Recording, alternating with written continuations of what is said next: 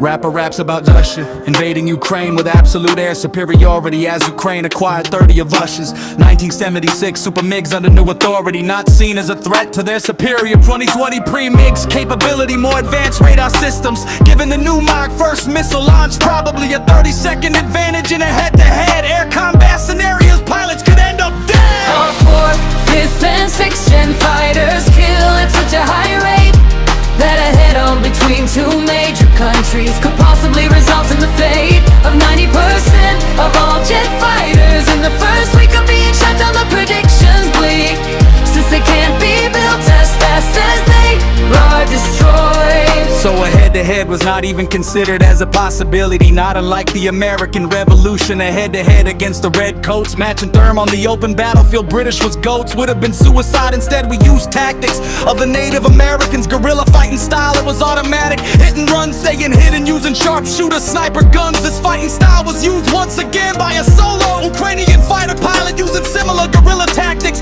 Oh no, staying hidden, fly below the deck or under 200 feet.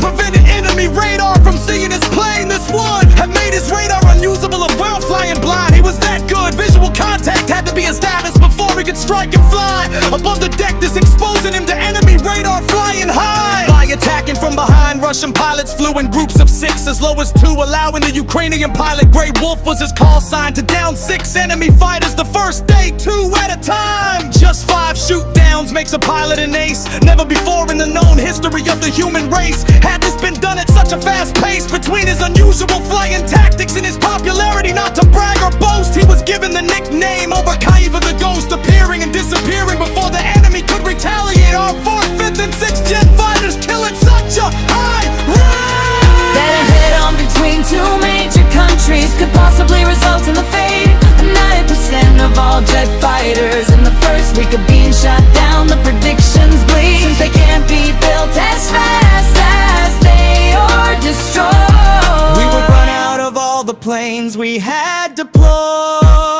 It's advanced tech that allowed for a solo pilot to have 6 kills first day and a total of 29 hit in only a year. A record that'll stand potentially for years through to a new generation. On his day off, his final flight was voluntary. His wing commander's air support was very sick that day, so Grey Wolf took his place flying an F-16 rather than his mind is what took place. It's a first-gen design for a very capable fighter, even against superior jets whose banks were tighter. His plane got hate disabled in the F-16 and he could have easily survived by ejecting from the cockpit, but his plane was falling. It seemed saving lives, that was his calling. Descending to quickly over 1,000 refugees, all made homeless as Russia's casualties.